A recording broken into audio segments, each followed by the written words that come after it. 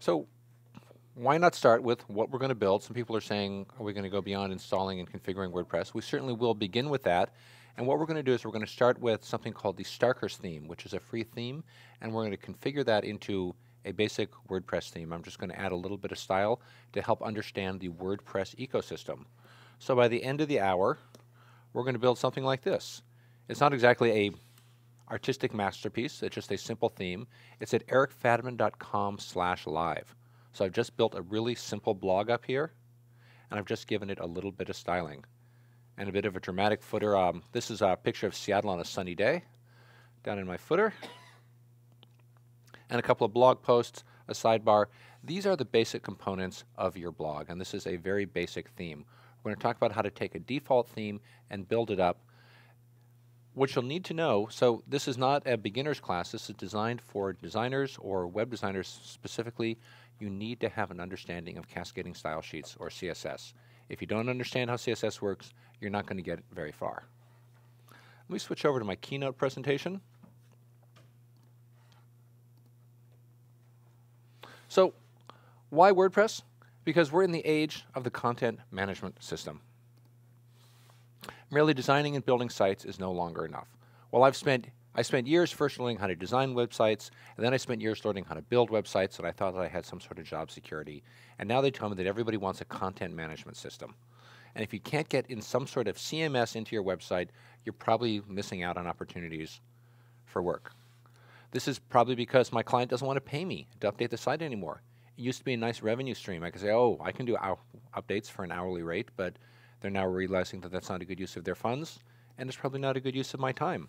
I don't really want to go and take a Word document and drop it into a web page and FTP it.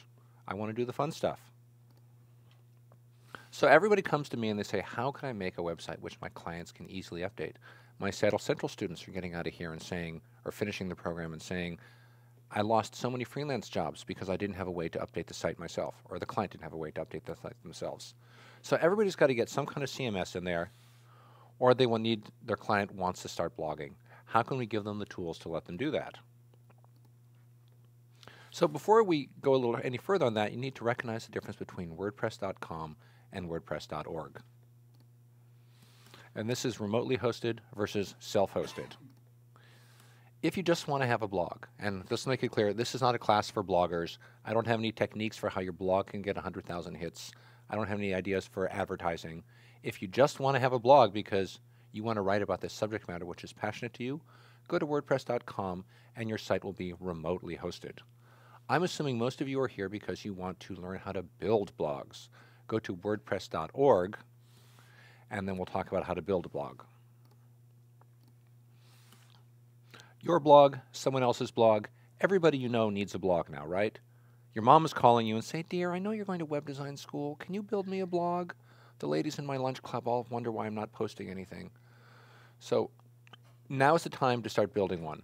I tried for years to try to get blogging, and I realized I had nothing to say. And I opened a couple of different, I tried Blogger, and I tried TypePad, and I tried WordPress, and I typed that first post, and I'd come back 3 months later and realize I didn't have a second post. The only way that I was able to start blogging is I built my own blog. It wasn't until that I could build something from scratch in WordPress that I realized, okay, I can really use this. So whether you're building it for yourself, build it for someone else, I think if you really want to understand WordPress and blogging, build one. Roll up your hands, roll up your sleeves, get your hands dirty.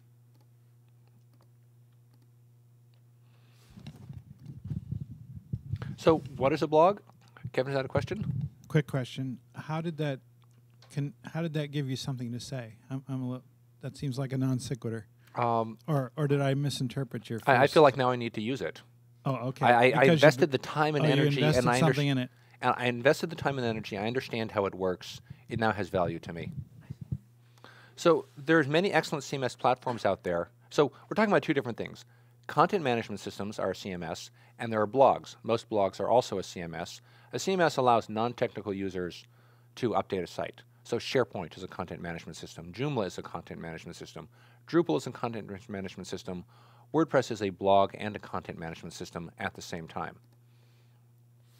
Really, it's a great blogging platform and so much more. So it's probably the most versatile, flexible, and widely used CMS in the entire world.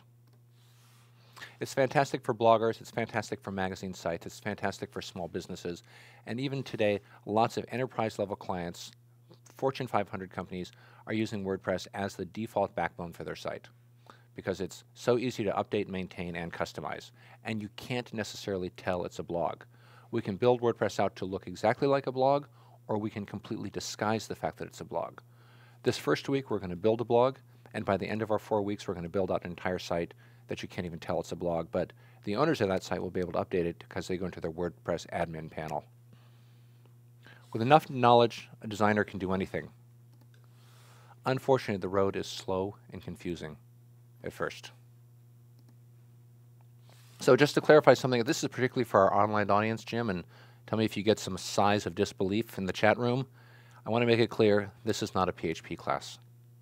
I don't know how to write PHP. WordPress is built on PHP. The kind people at Wikipedia have a good introductory paragraph on the PHP page. Hypertext preprocessor is a widely used general-purpose scripting language, and that's as far as I got. You guys can read this over my shoulder, but I'm not going to go into great detail about what PHP is. Let's just stick with a couple of things that we know. WordPress uses PHP and MySQL to create a database. It has dynamically driven content, and that's all happening in the background. I don't know how MySQL works, MySQL. I don't know how PHP works. What am I going to do? I'm going to copy and paste a bunch of PHP code. I'm going to point to you where the right code is and how to manipulate it, but we're not writing any PHP. If you have any questions, consult the Codex, the all-holy revered WordPress Codex. Hundreds of thousands of pages of documentation and user-generated forums. WordPress is open source in the same way that Linux is open source, Firefox is open source. There are thousands of contributors who know way more than I do. Chances are, if you don't know how to do something, it's in the Codex. Every time I try to build something in WordPress, I don't know where to go. I go to the Codex. Sometimes I can find my answer in 3 to 4 minutes. Sometimes it's 30 to 40 minutes. There's extensive documentation. Don't spend hours tinkering with something. Chances are, if your site is broken or you can't figure out how to do it in WordPress, someone has already done this. You will get from A to B faster if you consult the Codex. Now, in my previous creativeLIVE classes, when we were doing child's play, like Dreamweaver and Flash and cascading style sheets, people would sometimes email me with questions. And while I couldn't answer all of them, I would frequently try to respond to the people, because if I knew the answer, I would. Here's the bad news. Don't email me with your WordPress questions.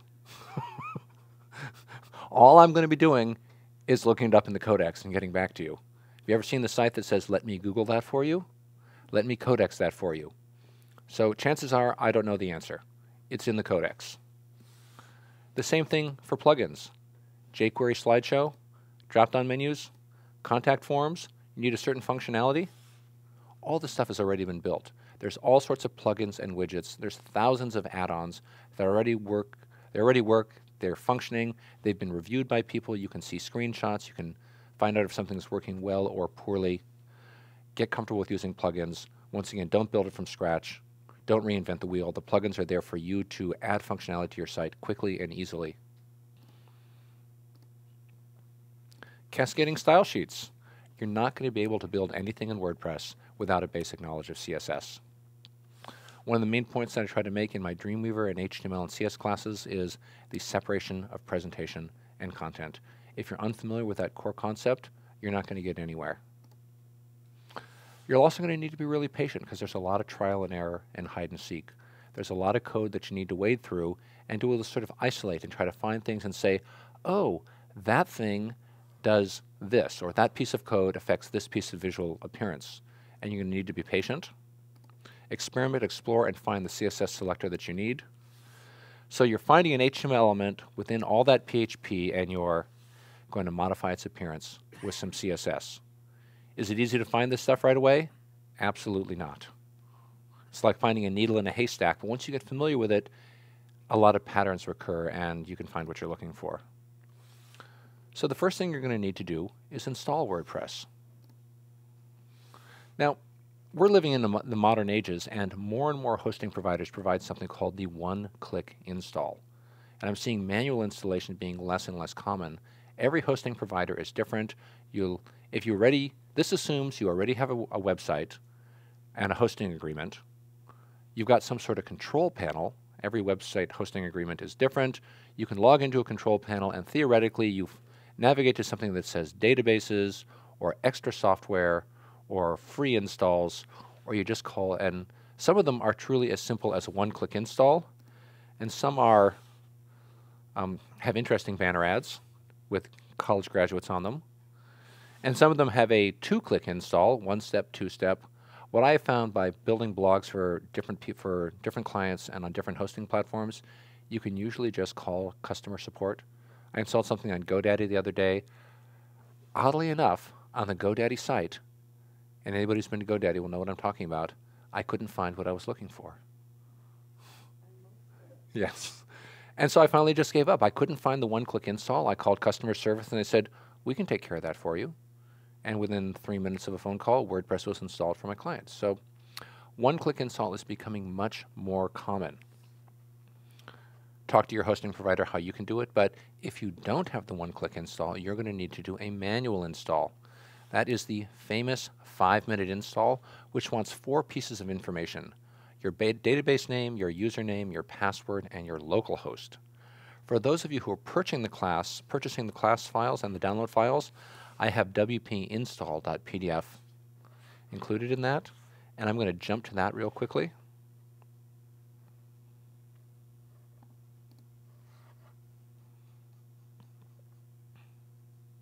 So first we go to WordPress.org. We download WordPress 3.0, which is a big zip file.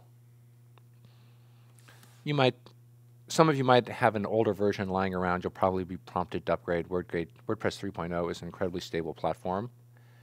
After you unzip it, it's probably a good idea to take it out of its default folder name, which is probably WP something or other, and copy it into your root folder.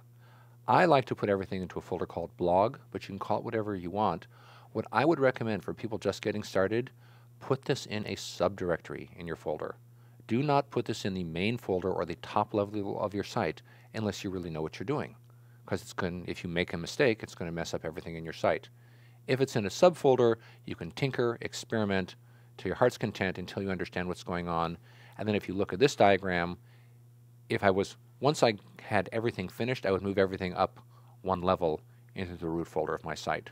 So play safe until you know what you're doing.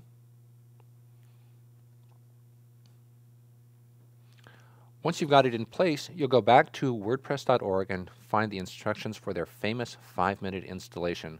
Jim, did you ever do the famous 5-minute installation?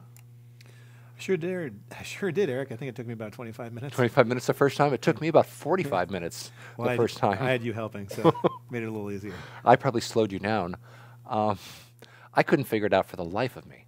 I was like, 5-minute installation? Are you kidding me? So be more patient than I was. Slow down, wake up, whatever you need to do. I didn't find it to be clear at first, but the second time I did it, I really did do it in 5 minutes. Maybe I just wasn't paying attention. So be prepared. Here's what you need to do. In that huge file, huge bundle of files that you just downloaded from the internet, and let's take a look at what that looks like, because I downloaded it here recently.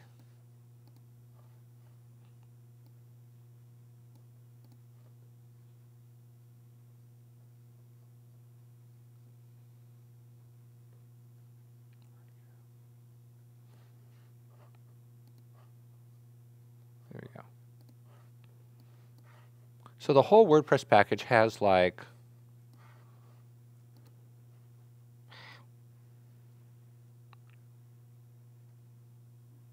why are you disappearing on me?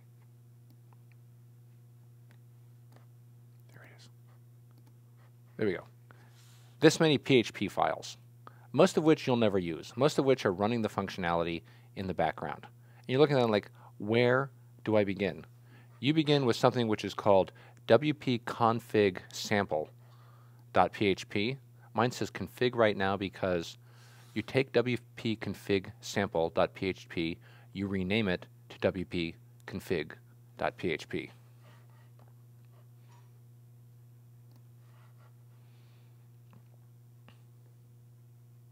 Once you've done that, you need to change 4 pieces of information in that.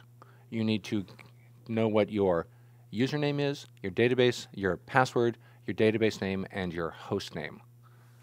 To get that information, you need to log into your control panel on your site somewhere. This is what it looks like on .5. Every hosting company is going to have something different, but you're going to need to either manage databases or MySQL. In this case, I created a new database where you give it those 4 pieces of information. Give your database a name, give it a username, a password, and then confirm password. Then you would hit Add Database.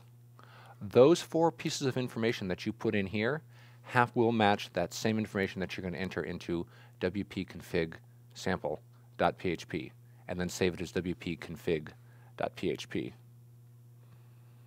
Here they are in a little clearer format. This slide is a little clearer. Database name, database user, database password, and database host.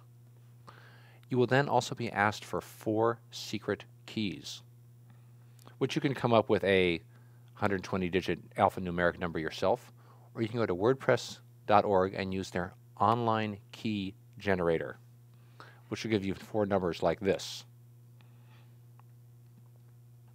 I blurred these out, but this is what it looks like when opened up in Dreamweaver.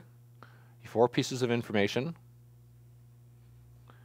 And then here's the link for the online generator, which is going to give you 4 secret keys, which you're going to copy into your wp-config.php. You guys are all nodding with that odd look. Like, does this not make any sense at all? Do you want to see the actual PHP document? Would that help?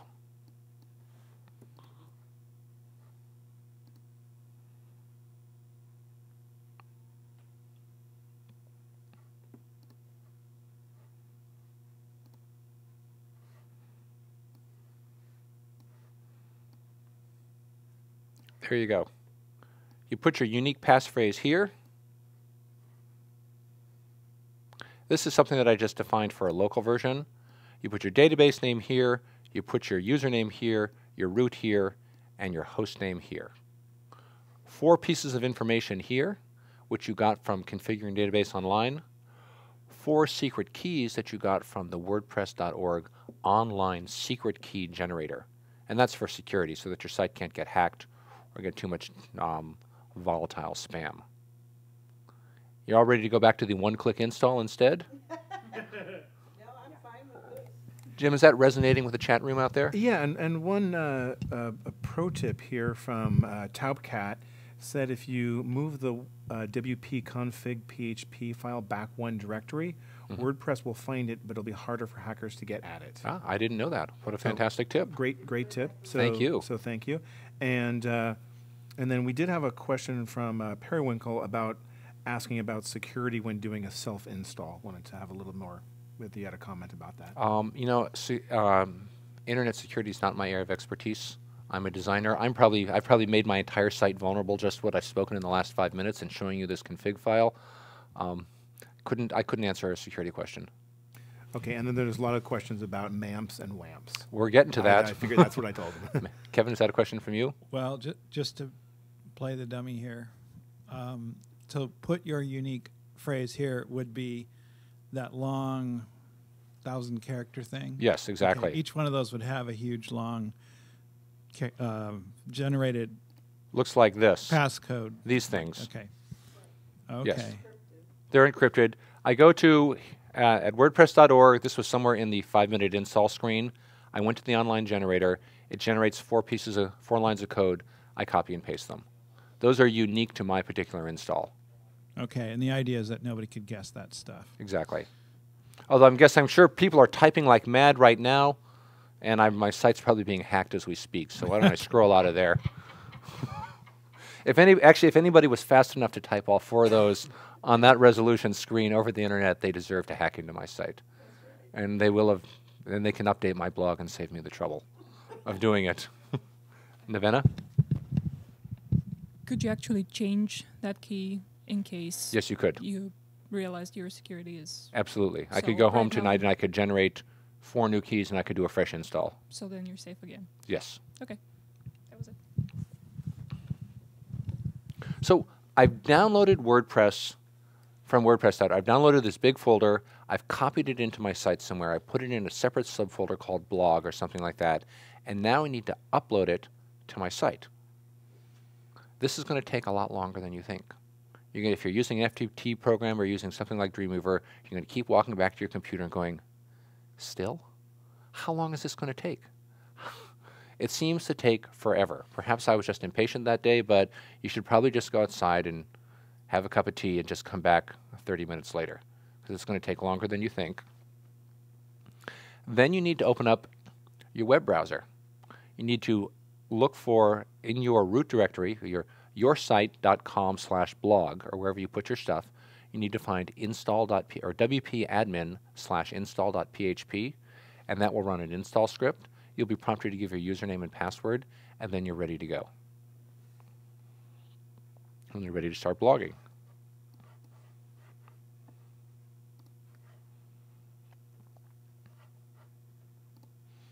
So let's go over all those steps again in condensed form now.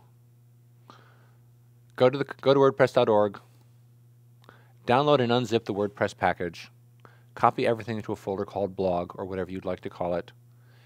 Go to the control panel of your web host, select databases or something similar, whatever they call it. Set up a new database and give it a name, MyPress, whatever you want to call it. You'll probably need a username and password. I'm saying probably because every screen is going to be configured differently, but be prepared to have one or make one up. Some databases ask for a name for the database, but frequently the common default is a local host. Open up wp-config sample.php in a text editor. Rename wp-config sample.php to wp-config.php.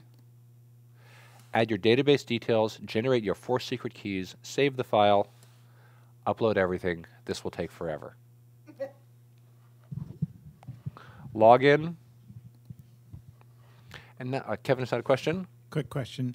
None of these names, database names or anything, will be visible to the user. You're Correct. not determining the name of your blog or anything like that. No. Okay. Thanks. So the WordPress ecosystem, understanding what's happening here is really important. Whether you did a manual install or an automatic install, don't put this in the main level of your site unless you really know what you're doing. Keep everything in a folder, call it blog or something similar. When you feel confident, move everything up one level. So there's a lot of files here. I don't even know what half of these do. I haven't opened up half of these. Most of these are controlling the functionality in the background. What you want to do if you're ready to start building something in WordPress is you need to understand what a theme is. When we talked about the separation of presentation and content in web design, the PHP is the backbone of your WordPress site, and that's your content. CSS still controls your presentation, but that all lives in a separate place called a theme. So you've got this stack of folders and files that all say PHP, but you want to start with WP content.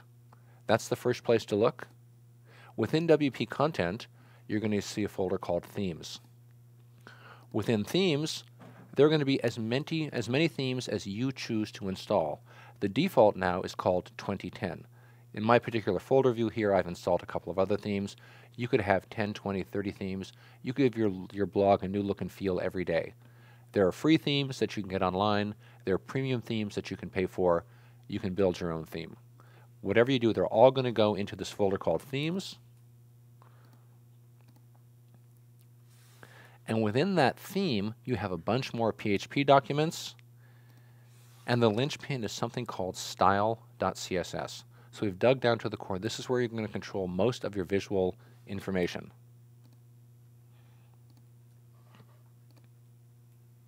So you're also going to control this on the other end through the WordPress dashboard. After you log in, you're taken to something that looks like this. And I'm going to do that right now. I'm going to leave my keynote presentation. I'm going to go to Safari. I'm going to go to this temporary blog that I built, and I'm going to log in.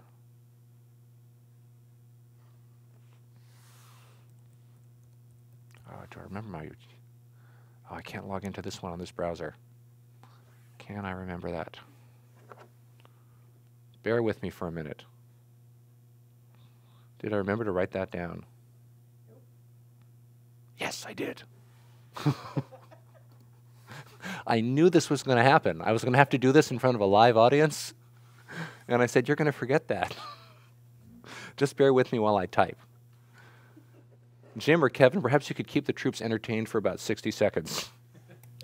Well, the chat room's just going crazy. We got a lot of stuff going on here. People are having technical questions about how to run the install, and in general, Eric, the designers are all, their heads are spinning and their eyeballs are popping out of their heads because they're thinking, install, what, I don't need to do that very often. But there's a lot of really good help in the chat room coming along with that, with helping the designers get through that. You might want to move your chair over here so you can see.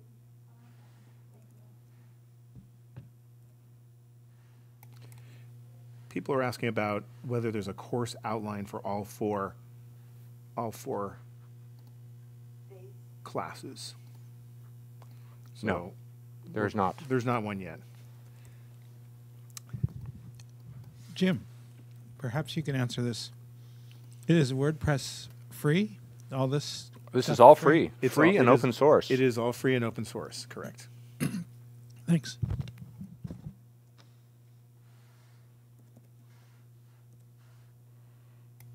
There's also a lot of chat about hosting and who the best hosts are for doing your WordPress site or any site for that matter.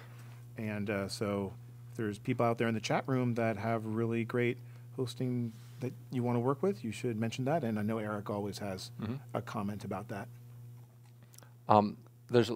You can probably find reviews online as to who's a really good WordPress host. One of the big drawbacks of WordPress is it's sometimes really slow. Sometimes your site or your blog will load really slowly, so sometimes it might be worth it to pay for more robust hosting if you have a site that you think is going to get a lot of hits or it's going to, getting a lot of traffic. I'm real happy with Dot 5 right now for my hosting. I've got another client right now who has a site being hosted on GoDaddy for WordPress, which doesn't seem to be having any trouble. I would say talk to people who are working with WordPress. If they're having a good experience, you probably will too. Question over here? It was that easy. Yeah. So I think easy is good. Anything that makes your life a little easier is probably worth continuing with. And you've been, there you go. So a big thumbs up for DreamHost right there. So I finally gave up on, I've got 2 installs of WordPress going on right here, my remote one and my local one. I can't seem to, despite my best intentions of saving my password on my phone, I can't seem to get it to log in properly, but I have another one, I have a backup ready to go. So once you've installed WordPress, you have something called a dashboard. There's lots of things here that you have to keep track of. I'm right now under Appearance. If I open up Appearance, I can see how many different themes that I have installed. This is the default current theme, which is called 2010. When you first install WordPress, this is what it's going to look like. It's very clean and simple. You can start blogging right away. I can go to Posts, Add New, creativeLIVE, last day in this space, and I hit Publish. Going back to creativeLIVE, you can see that my newest post is now at the top. There's your blogging class. That's all I have to say on blogging because this is not the time and place for it. We want to know how to build something like this. Well, first let's go ahead and change its theme by going to Appearance. And let's go put in the Starkers theme. I can preview it.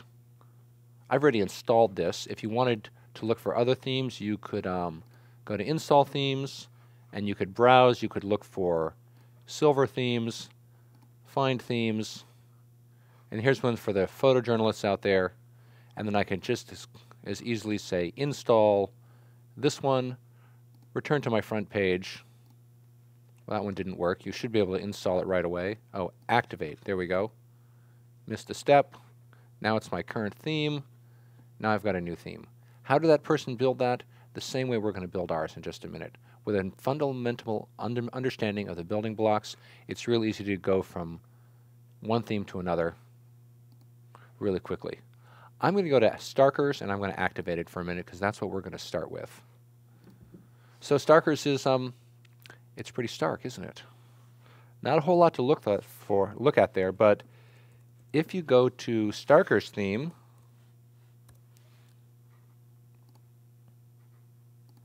Starkers is a bare-bones WordPress theme created to act as a starting point for the theme designer. Free of all presentational elements and non-semantic markup, Starkers is the perfect blank slate for your projects. It's a stripped-back version of 2010 that ships with WordPress. So Elliot J. Stocks, a very respected and well-known web designer, built this and gives it away for free. It's open source, Creative Commons. You would download the theme and then copy it into your themes folder. Why do I want to start with something like this? Because it's got 4 stripped-down building blocks which I can add some content to. What are we going to do? We are going to go from Starkers to Starkers 2, or excuse me, to Starkers 1, and then we're going to change it to Starkers 2 with only a little understanding of CSS. So going back to my keynote presentation, and there's lots of other things you can do here in your dashboard, adding pages, links, and media and posts, widgets and plugins. We'll talk about that more as we build our projects in the next 4 weeks. Returning to Keynote, so here's your dashboard. We went to Appearance.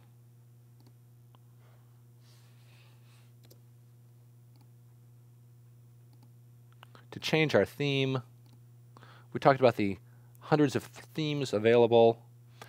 Each theme is basically composed of 4 buckets. There's something called index.php, and that holds 4 other PHP pages, or dynamically calls 4 other PHP pages. In index.php, you're going to see some code that says get header, get sidebar, and get footer. There might also be some additional content. Every theme is going to vary. There's lots of pre-written PHP code that you could drop into these things to control functionality, like navigation, widgets, and content forms. And there's additional HTML in some of them, H2 tags, anchor tags for typographic presentation or for structure, and then some CSS on those H2 and A tags to control styling. So when I write some content, that means each one of those has a little bit of HTML. The way these 4 things sit together is kind of like this. Now what's hard to grasp is index.php is the container, which loads first, and it throws header, sidebar, and footer inside it with these 3 commands. Now, I've made them look like div tags. They aren't really div tags yet. They're 4 separate chunks of code, or 4 buckets right now. They're 4 containers that hold some code. We need to give them some structure by adding some div tags to them, because they currently don't have any div tags. So this is what it looks like, and Jim, the designers are now, their heads are exploding, right? Because they're seeing this and they're like, Exactly. no way, this is not what I came to get into. You don't need to know how to read or write any of this. Well, you need to be able to read a bit of it. You need to be able to isolate the predefined WordPress PHP, and that all starts with $PHP, and you need to know where the HTML is. If you can tell one from the other, you don't have to type it, you don't have to know what it does, you just need to isolate it. Let me skip that because I've already talked about this. Talked about that. Jamie says, head equals explode. Yes. So here we go. For Starkers, I downloaded Starkers and I copied it into themes. So let's review that path one more time. A folder called blog, a folder called WP content, a folder called themes. I'm putting in Starkers. Inside Starkers, there's 4 PHP, actually there's 20 PHP files, or a bunch of them. We're looking at index.php, header.php, sidebar.php, and footer.php. We're also looking at style.css, which we said earlier controls all the CSS for a WordPress theme. Unfortunately, that clever guy, Elliot J. Stocks, his style.css says, hey, get the 4 other style sheets. That's all the information. It just says, go to a folder called CSS, and Jim, which one does it load first? Looking at my diagram here, which one does it call first? Oh, the resets.css. Yeah, why do we want a reset.css? And people are asking about that because we want to make sure that all our padding and margin is 0. That's right, we want to zero everything out. So when for every browser. So when I first start teaching HTML and CSS for people, I say set your body and margin to 0, set your unordered list to 0, set your H2s to 0, and we do it manually to repeat that over and over again so that we learn the principles. I can't believe I did that for like 5 years, and now I'm telling my students on week 3, just use a reset.css, because as long as you understand the concept of why we need to zero this out for every browser for uniformity, it's going to speed up your workflow. So this theme, by calling reset.css first, zeroes everything out. It also has a separate style sheet for IE, so that everything works in IE. Typography.css has a bunch of font stacks, so if you wanted all your headers to be in Palatino and Baskerville, they've got a dozen different font stacks for you to organize your type, but what we're really concerned with is layout.css. Everything that we're going to be doing is going to be happening in layout.css. Now for the people who have purchased the exercise files, I've actually got 3 copies of Starkers in my themes folder. Starkers is the original. Starkers 1, I'm just going to give some divs with blocks of color, and Starkers 2 is the finished blog theme. So if people who are playing with those files, you can sort of tell those apart. And this is what they look like. Starkers, Starkers 1, just adding some divs and adding some color. And you see this one in the middle? If you get this far today, tell this to the head exploders out there in the audience, this blue and yellow and purple thing, if you can build this, you can build a WordPress theme. Because that quickly turned into that. Eric, Callbeth asks, what's the difference between tweaking Starkers and building a child theme on top of Starkers? They're 2 sides of the same coin. So let's just build Starkers as a good example today, and then we'll explore how that's different from building a child theme. But they're really just variations on a theme.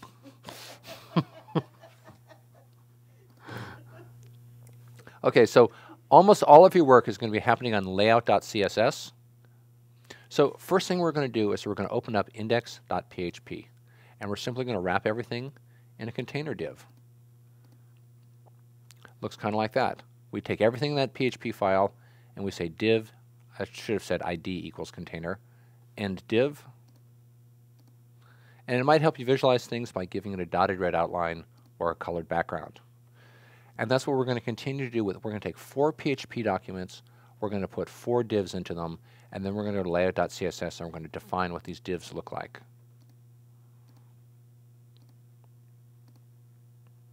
So header.php, sidebar.php, footer.php are all going to get a div. And it's going to get some CSS that looks like this. Anyone who's read a little CSS should understand what's happening here. I basically just made some colored boxes. Each one has a background color, and it has either a height or a width, and there's a float on it. I think most of the designers out there, if you can understand this much CSS, you can probably build a WordPress theme. That, and I'll pause for a minute. Kevin, can you understand how this equals that? Yes. The yellow is main, and it floats left. Oops. Well, there we go. Here's what I'm looking for. The only complicated CSS that's happening here, yellow floats left so that it can pull the sidebar up and position it on the side. So I've got 2 floats, and I've got to clear both on the bottom. Pretty basic. Okay, before we go into Dreamweaver and actually start doing this, and Kevin has a question? Nope. Okay. Let's review the steps up until this point, and I'll go slow here for head exploding land out there. I'm sure they'll appreciate it. Install WordPress the hard way, the 5-minute, or the easy way, 1 click. If you did it the easy way, you still need to download all the files because it's installed up on your server, and you need to get it down on your computer. You should put them in a position something like mywebsite.com/blog. Locate your themes folder in blog WP content/themes. Download the free Starkers theme. Duplicate it and place both folders in your themes folder. I did 3, you can only do 2. The other reason I say duplicate Starkers is because when something goes wrong, then you'll have a backup that you can refer to. Of course, you could always just download another copy, but have the original to work from and be working on the duplicate. You have Starkers and Starkers New in your folder, whatever you want to call it. We'll be making our changes to Starkers New. Open up index.php and add div ID equals container, close div, wrapped around all the PHP. Open up styles.css and write the desired CSS for that particular div that you just defined. Repeat for header.php, sidebar.php, and footer.php. Start with blocks of color to identify regions. Add imagery, refine typography, style elements. I'm going to pause for a moment before going and actually doing that in Dreamweaver. Any questions from internet land? Oh, you bet. You betcha. I guess the first one would be, they were saying your comments on the hard way or the easy way, 5 minutes or one click. Uh-huh. Any Well, one way? the 5-minute install doesn't really take 5 minutes. Right. It is much harder. The easy way, one click, is almost an entirely automated process that happens up on the server or by the tech support people. What I'm finding is that almost everyone has a one-click install now because WordPress is so prevalent, and I only mention the hard way for the people out there who might not have a host who does that. But however, those of you who like to roll up your sleeves and get your hands dirty, the do-it-yourselfers are going to, the authentic craftsmen are going to want to do it themselves, the 5-minute install. I'm all for it. Thank you. And a handful of questions from the internet, from KG about SEO, and there's a question, Thesis themes claim to have a better theme architecture for SEO than building on Starker's or basic WordPress theme. Can you comment on this and SEO in general? I'm sure that Thesis Themes, who claims that they have better SEO, can do better SEO than I can. I humbly bow down to them. I'm sure WordPress can be optimized for search engine optimization, or can be written in a way that's better for SEO. That's over my head. I don't know how to do that. I'm sure if Thesis Themes says they are, I believe them. Go with the themes that promise good SEO, because why would they lie? At some point in these classes, will we talk about CUFON? C-U-F-O-N? No. Okay. I will not be talking about CUFON because I'm not really pursuing CUFON right now because I'm much more interested in CSS3 at font face for font embedding. But we will talk about that. Terrific. And from Belfast Ben, your favorite, Eric, does WordPress have any problems with styling with IE6? Yes, but it's really all the same rules of CSS. All the things that IE6 can't handle, whether you do it in WordPress or not, which is why this particular theme has a separate style sheet for IE6. Or if you're already building web pages and you're building them in a way to satisfy IE6 or not be thwarted by IE6, whatever you already know about fixing IE6 bugs, all that same applies. So it's still just plain old CSS. None of the rules have changed. And IE6 is still IE6, which is down to 5% market share now. Yes, Wolfmelon says IE6 is dead. Forget about it. Well said. Oh, question, yes. Yeah, quick question for people who are doing multiple blogs and want to set them all up under one main host. You just do subdirectories for each one? Yep. There's no specific gotchas there or things you need to be careful of? I have 2 different blogs running on my website right now in different folders. I just copied the entire WordPress install into one, and I copied the entire WordPress install into another, and I haven't run into any problems. Okay. And some hosts talk about, well, gee, we have WordPress already running here, MU version, or maybe it's not, I don't know. But they're saying you can't use certain widgets because they might conflict with other ones that we have on this server. And I'm just a little confused about that. If they're really separate in the folders, why is that a problem? I disagree with that because, I mean, if they're correct, because they're separate in the folders and you've got your own install of WordPress running in your folder, you should be able to. So I haven't seen what they've said, but I would say that's not correct. Okay, all right. Or I would say don't do business with them. Right. Or they're just probably being lazy. So here's our Starkers 2, what we're going to build a little bit later. And you can see that all I've done is I've taken those 4 pieces of PHP, I've wrapped them in 4 divs, and then I've added some CSS to create a slightly more polished visual appearance. Most of you can probably read that CSS. It's not too complex. For my sidebar, for my search field, you'll see that my search field says #S. I had no idea how to style that, so I consulted the codex. That's apparently the standard syntax. If you have a unique ID for #s, just write some CSS for that, and it styles your search field. I used some CSS3 for WebKit border radius 8 pixels, and I got some rounded corners on that. I didn't know how to do that yesterday. So when in doubt, consult the codex. Everything else, my footer, my sidebar A, my sidebar, my body, it's all very simple CSS. So let's pause here for a moment, and let's go into Dreamweaver. And I've opened up index.php just to look where I got this. File, open, my root folder, WP content, themes, Starkers, index.php. Since I already have it open. So what's going on here? Well, the yellow is all just comments about who it was, who wrote it, and what it is.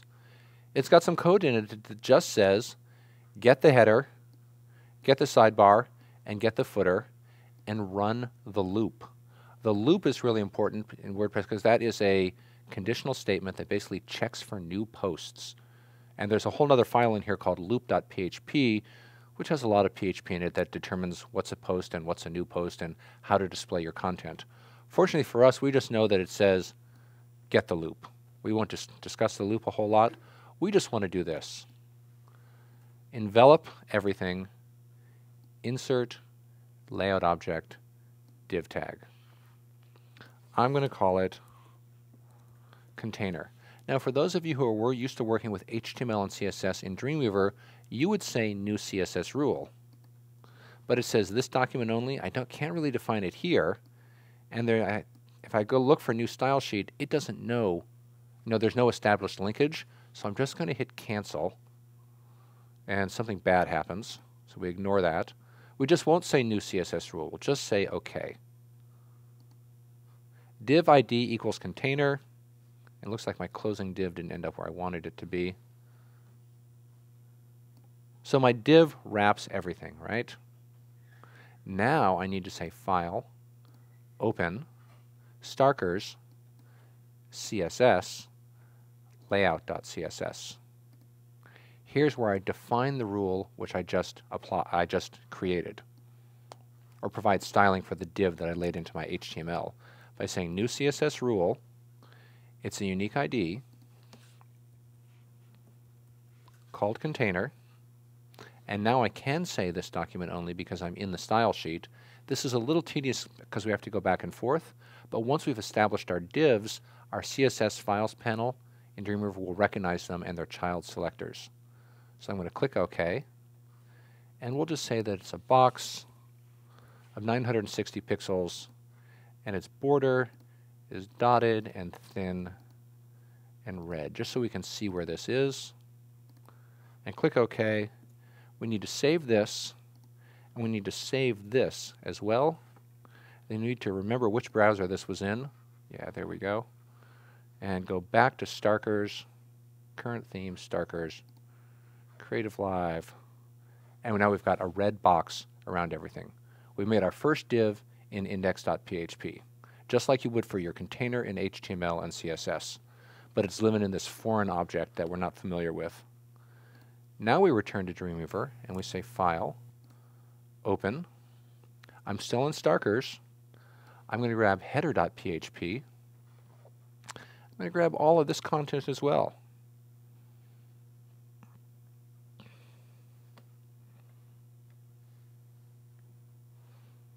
Probably up until, yeah, right there to the bottom. Insert, layout objects, div tag. I'm going to call this header and click OK. I'm going to return to layout.css. I'm going to make a new CSS rule. Once again, a unique ID. Call it header. Click OK. We'll give it a height of 200 and a background of orange. We click OK. We save this. We save header.php. We return to our browser. And now we've got Oh, that we got that content for ID container goes here as a placeholder text that Dreamweaver just put in. I can delete that. Let's see where that lived. That was probably an index.php. Delete that, save, and it's gone. And so back to our browser, we've got a header in place. Now let's go to sidebar.php, file. And of course, Eric, people from the internet are saying, "Oh my gosh, would you like to see that again?" And that's Eric's sort of famous line. So, Are they quoting me now? no, that was me quoting Okay. you. I bet they'd like to see that again, and they would. Well, a lot of my classes are set up for repetition. The idea we do it over and over again just so that you actually can see it again. Let's open up sidebar.php. I'm sure the advanced people are finding this pretty tedious, but let's cheer for the little guy and do it again. Sidebar.php, from that opening PHP tag to its closing PHP tag. Insert, layout objects, div tag, which I'm just going to call sidebar. Of course, you could call these anything you want, but I find that defining their structure in their name is helpful as you go along. Clicking OK, returning to layout.css, a new CSS rule, once again an ID, called sidebar. Clicking OK. I believe I made this something like 240 pixels wide with a background color, but I need to position this. So I'm going to tell it to float left. I'm going to click OK, but that's not, we don't quite have everything in because I need what precedes it to float left as well. I'm going to save that, and that would live in, where did that live? In index? Yes. Let me look at my original files to remember. I believe I put a div called main in here.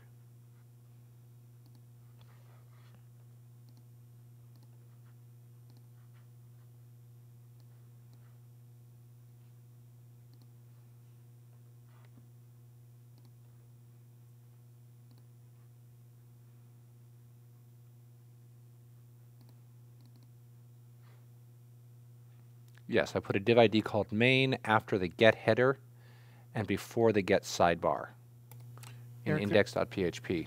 Yes? Sorry, there's a question from Hi Marlene. Why didn't Eric make the header div in the index.php around get header? I don't have an answer for that because it just made sense to me to put it into. I guess you could probably do that. I haven't tried that. Then you would have to do it for every page that you That's why. Yes, you'd have to. put it in header, then It's dynamically created every time for as you go beyond a one-page site for subsequent pages. It's called dynamically. Thank you.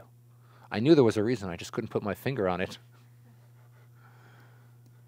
So here we are in index.php.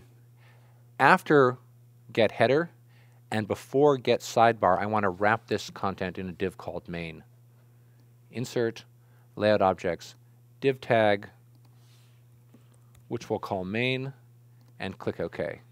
Now back to layout.css. We've defined sidebar, and it floats left, but sidebar needs to be preceded by main to pull that float over.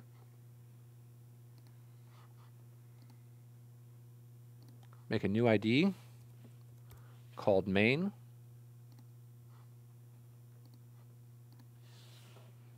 We'll make that 670. Just give it a background color for now. Tell its box to float left. Click OK. Save layout.css. Save index.php. And save sidebar.php. Returning to our browser. And you can see that our page is starting to have some structure. As I add more content and more posts, because I have no height on this yellow box, it will continue to expand. If I add photographs, it'll open up wide enough. These are a little bit too close. My sidebar is too close to my yellow box, so I'm going to add a margin to them.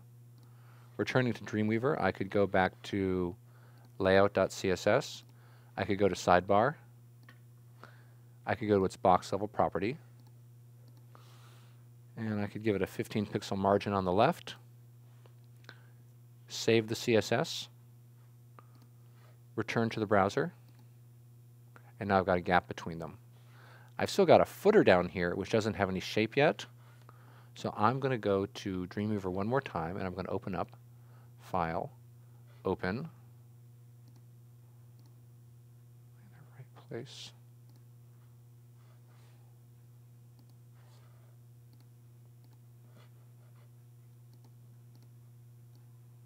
Yes, I am. Footer.php.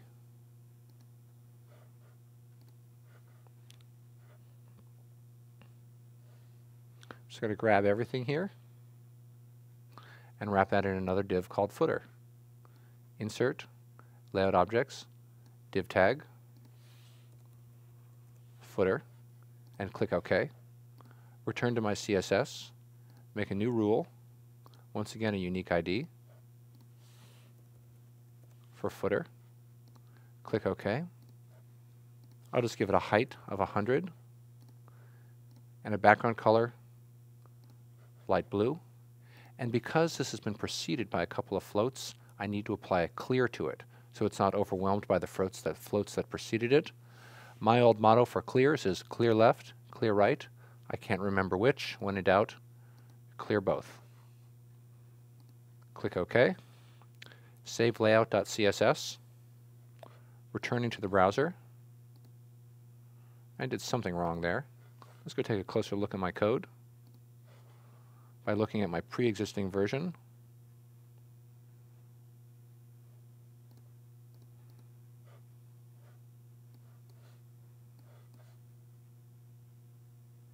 Oops, wrong one.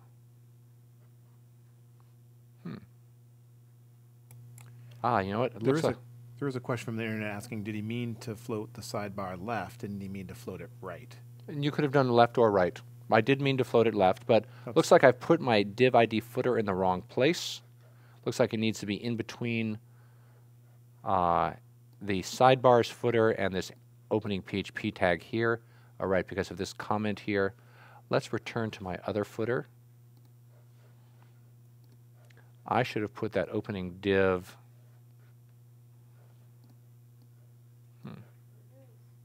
There it is.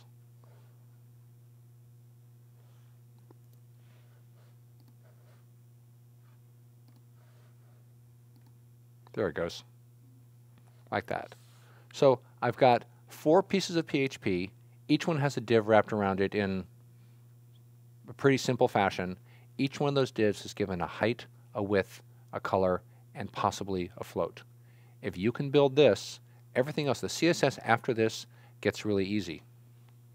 If you can build this many boxes, you can build anything that's in your visual imagination, as long as it can fit into these boxes. Now I currently have a simple 2-column layout. I can add additional div tags in either the sidebar or the main div to make it a 3-column layout or a 4-column layout. I can increase the height of my header or my footer. I can center align my container. I can add elements to my background images to my body tag or to my container. Anything that you can do in CSS, you can now continue to style this. Jim, questions from the internet on how I got this far? A handful of questions. People are commenting that they think you might have forgotten to save the footer.php. No, I think that was it. I just did save it, and it's now updated. That's what They I were- get they for were correct? reading and not listening. There's a handful of questions. It's asked, the gist of each page element has its own PHP page, and I open each of those pages and put the CSS selector around the PHP content. That is correct. I would. The only thing that is not correct is they are not PHP pages. They are PHP containers. PHP does not generate a unique page. PHP generates a portion of a page. And you're putting the div element around those containers, or inserting a div to make a container around that PHP content. Okay. And KG from the internet asks, doesn't creating a style sheet for every element increase the web page file size, resulting in higher data cost for the user? No, and I'm not creating a style sheet for every element. I'm having one style sheet, the one that came with the theme, and I'm just adding additional styles to it. And it does not increase the file size. And lots of, well, yes, it does increase the file size marginally, but it's not uncommon now to see style sheets which are 10, 20, 30, 40, 50K in file size because there's a lot of CSS in them. So it's not out of the realm of normal. And Ray2481 asks, I missed where you added the main div. Let me go back to index.php because I even had to go and cheat and see what I did. In index.php, after get header and before get sidebar, this is where the div called main lives. Thank you.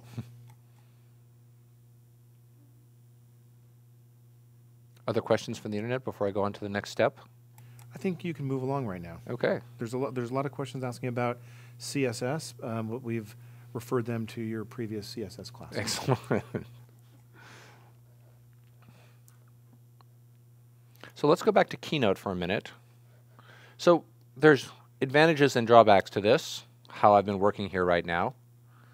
So you're telling me that I need to download WordPress and then modify my PHP and my CSS. And then I need to upload everything to view it in the browser. I've actually been working locally, but if you didn't have Wamp installed, just pretend I've been uploading to the browser every time. And then I need to make some changes and view in the browser again. This gets really tedious after a while, particularly if you've got a slow connection or sometimes WordPress, that whole PHP backbone is moving really slowly, and it might only be a minute, but waiting a minute for a page to refresh, or a minute to upload and a minute to refresh, really slows down your work environment. So what you really want to do is install a local server environment on your machine. The best way to do that if you're working with a Mac is something called Wamp. If you're working with Windows, it's something called Wamp.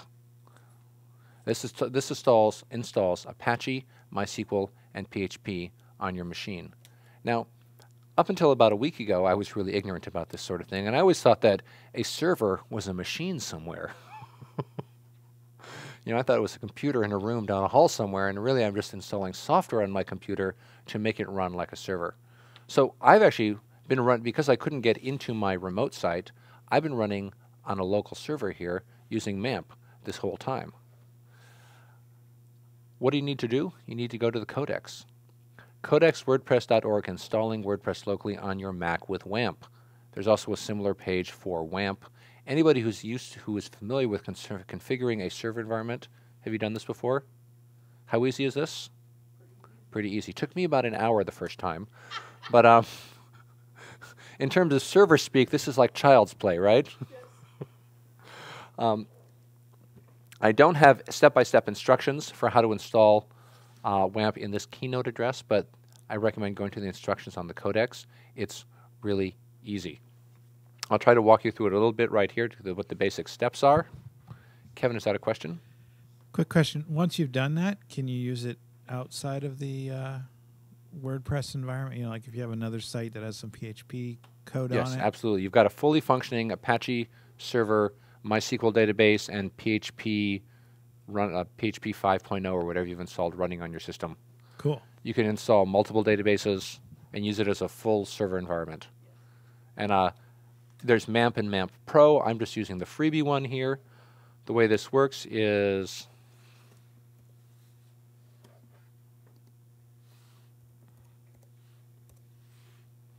you go to Wamp.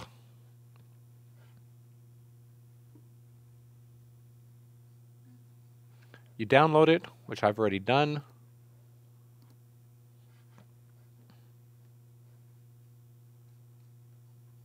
Which was here somewhere.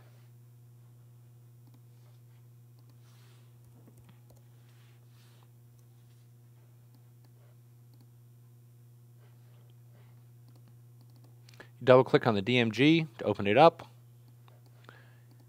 You go like that. Have you used Wamp?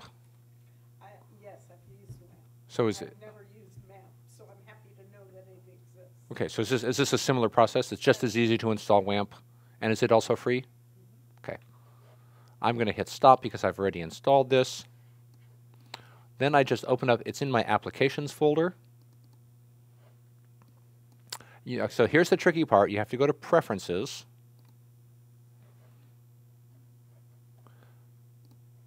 These are the default ports for Apache and MySQL, 8888 and 8889. You could change these, but then you'd be prompted for a password every time, so keep them at the default. Doesn't really matter, I think, what level of PHP you're using. All that really matters is this is the default location. It's asking you to put your WordPress files in a folder called htdocs in the subfolder called Wamp in Applications. You could specify a different folder, but if it works, just stick with the default. Wamp is similar. Once you do that, you go to Open Start Page. And remember that 5-minute install that I did with the WordPress, the wp-config.sample, where it asked me to enter in 4 pieces of data? You do something really simple here. Similar here. You go to phpMyAdmin, you create a new database and give it a name, hit Create.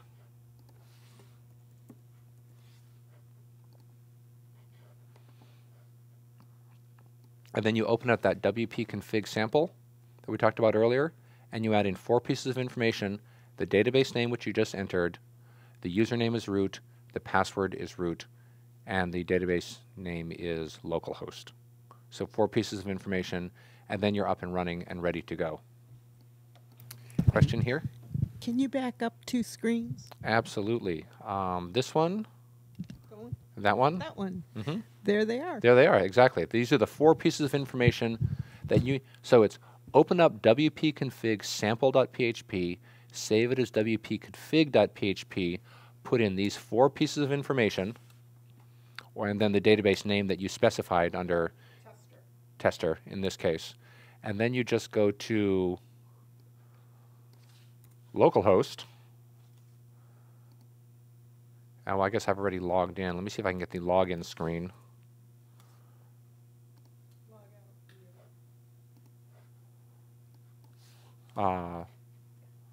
Yes.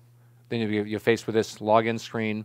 You give them the username and password, and then you're into your admin control panel. And then you can continue developing your CSS in Dreamweaver or the text editor of your choice, and just previewing in browser without having to go up and down to your website. A recommended way of working is you might want to do this all locally in one folder while you're building your blog, and then move it into your root folder for your website and upload it to your server. When you're making changes much less frequently, it's easier to go up and down from the server. When you're making them every 10 minutes, it's much better to work locally. And Erik, we have a couple of questions from the internet based on that.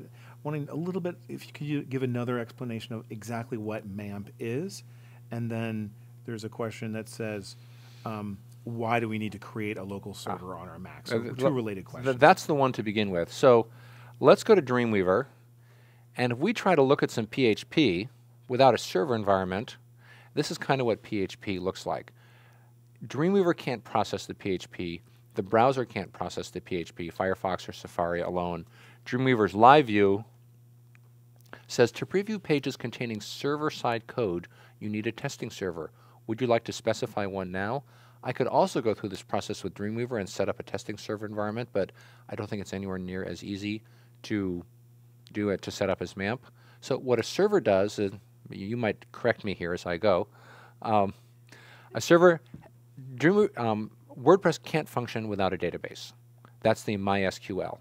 WordPress can't function, or the PHP can't work without connecting to the database. The PHP and the MySQL need a server environment, which is what the Apache is.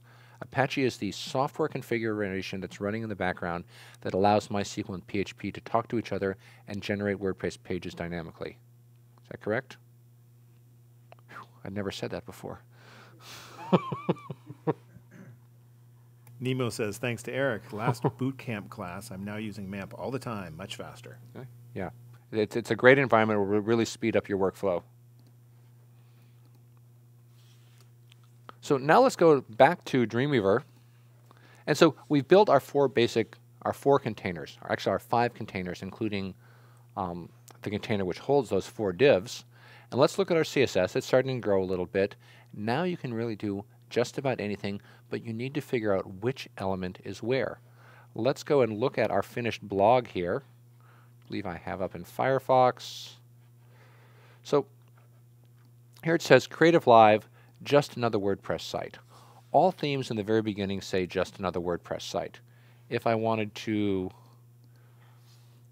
go into WP admin, I can go to settings and find that its tagline is just another WordPress site. We can change that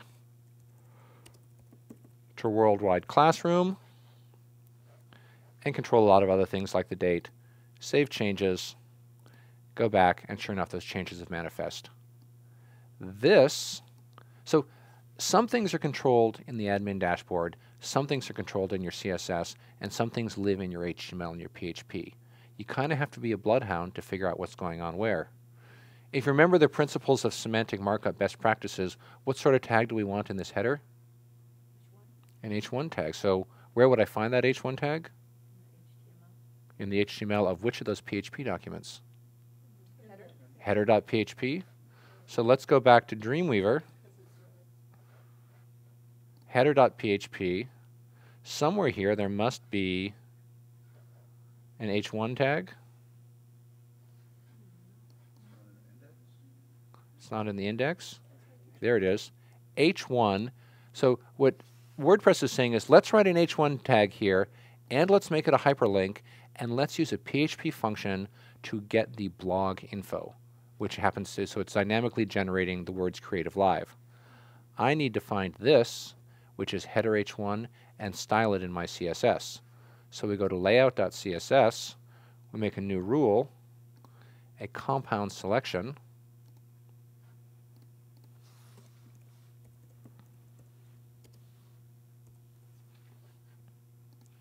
we'll click OK, and let's just change its font to Georgia and its font size to 36 and gray. Clicking OK, saving, returning to the browser, and our changes have manifest. One of the other interesting things that Dreamweaver does, or that WordPress does, is it makes a lot more things hyperlinks than you might want. All blog titles are immediately hyperlinks, which is great if you want to get to a blog post. And this is great if I want this always to be a link to home, but what if I don't want that to be a hyperlink? Well, I could take away I could style the A tag to take away that underline, but it's still turning to the cursor. Let's say you've got a typographic treatment, you say, I just want it to be a logo. You need to go back into Dreamweaver, go back into header.php, and I see that there's an ahref tag here. Taking away the ahref. I'm actually not going to do this because I can't quite remember how much of it to take away, so I don't want to break it, but whittling. Be fine taking that away. Is that going to work? Okay. We'll take a chance. You have one quote after the question mark. Yep, There we go. and you're good. That should still work. Yes. Save.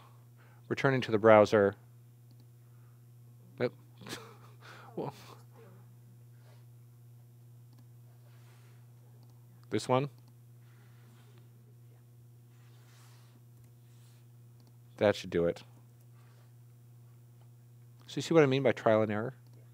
Actually, all the markup after,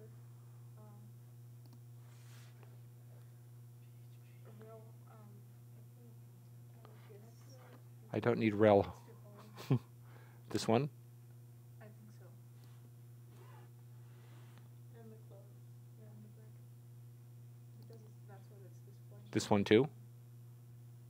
No? Well, I probably damaged it more than I need to. Let's try it one more time. My point being that you can take out some HTML and change the functionality. Almost.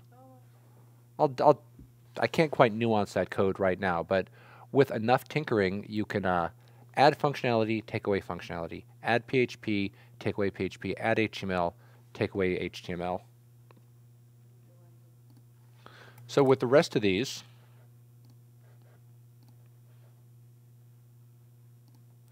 I can try to figure out what is living where, which tag is what, and then try to style them accordingly. So I can style the links in my sidebar, I can style the links in my footer, I can style my H2 tags. It takes a little trial and error to figure out which one is which, but with a little, let's just go ahead and shift our theme here, back in the browser, and go to Appearance, and switch over to Starkers 2.0, and activate it. And so with just 4 or 5 pieces of CSS, I've taken a tiling background graphic for that header.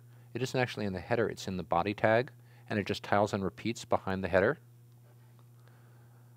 I've told my footer to be a lot bigger, and I've added an image to my footer. I've styled my typography to look a little more subtle. I've taken away my colored boxes. So it wasn't a whole lot more work to get to this point. Just these are H2 tags. So these were main H2, which I styled to look like this. These were the A tags in the sidebar, styled to look like this. I minimized the content in the footer, and these were the A tags in the header, which I told to float right, display block, and be Georgia and light blue. And then I took my search field, as we mentioned earlier, and styled it with rounded cornered or radius corners. Want to see how I did some of that? Should we go do that? A Can I question ask- in the studio? Can I ask a question first? Yes. Okay, so when you downloaded, or you have Starkers, which is plain, Starkers 1, which is the Colored red boxes. cool boxes, And this then is Starkers 2. Okay, did those Starkers, you went up and got these, well, you created this thing, but Only I generated this from Starkers 1, which we just built, and I Okay. just destroyed or damaged. And I built Starkers 1 from Starkers. okay, well, actually what I'm getting at is those Starkers theme folders, they exist on your local hard drive and then also up on the server. Yes. And are you in charge of that, or is it somehow happen automatically when you download a theme? Let's just I'm talk in about charge the of it. original one. Yeah. I downloaded Starkers. Yeah. I modified it into Starkers 1, and then I uploaded it to my server. And in my dashboard, my admin panel, I activated Starkers 1. So these themes are just like any other folders in your site. They Exactly. have to go up there, but you have to activate them. I have to activate In them your in the WordPress control panel. admin panel. Okay, thank you. Let's go back to Dreamweaver, and let's go back to that header.php, and let's just hit Command-Z a few times on that H1. Put it back the way it was. Save it. Now let's go back to layout.css. Remember our header? We could either work in code view and just start taking away our background colors.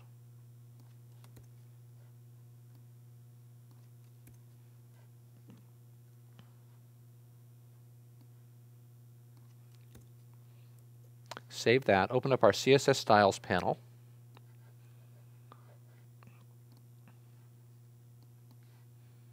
I'm going to make a new CSS rule for the body tag.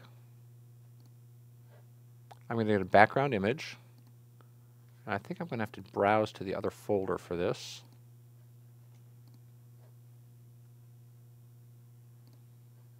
There we go, bodybg.jpg. You see it's a 1 pixel graphic. I'm going to tell it to repeat along the x-axis and be positioned on, I don't even need to position it, it should be fine. I'll click OK, save that, return to the browser, return to Starkers 1. I might have. No, return to Starkers, right? That's what I was working on. Yes, there we go. So far, so good. I've got that image going in the background. Now go to my container, edit that, get rid of my dotted border, go to its box level properties, and set its right and left margins to auto. Clicking OK, saving, returning to Firefox, and so on. Looking at my hyperlinks in my sidebar, returning to Dreamweaver, new CSS rule, a compound selection, pound sidebar A. Let's make them all 12 points, text decoration of none, and medium gray. Save the style sheet, returning to the browser. Now those are a lot more subtle. I believe these are H3 tags. here's where we are with, once again, with guessing. Actually, let's push this down a little bit. Let's go to the sidebar so we can see it better. Edit the rule. Let's give it a margin on the top of 50 pixels. Save. Return, and now I can see that search bar a little bit. I believe these are H3, so let's try sidebar H3. New CSS rule. Compound.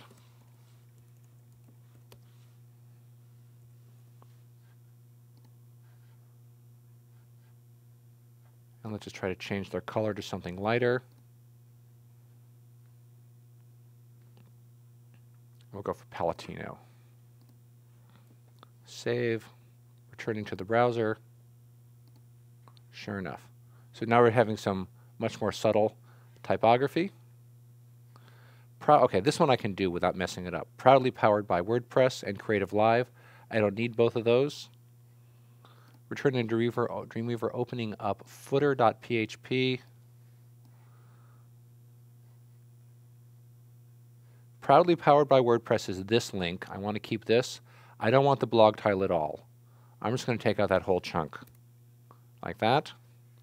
Save it. Go to my style sheet, layout.css. Make a new CSS rule for footer A.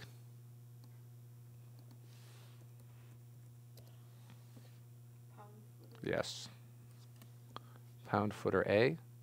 Click OK. Font size 12. Font style italic. Color gray. Click OK. Saving. Returning to Firefox. And my footer is much more subtle. And so on. I could continue to decipher which each one of these chunks are, figure out which tag that I'm talking to. I'm guessing that these would be main H2.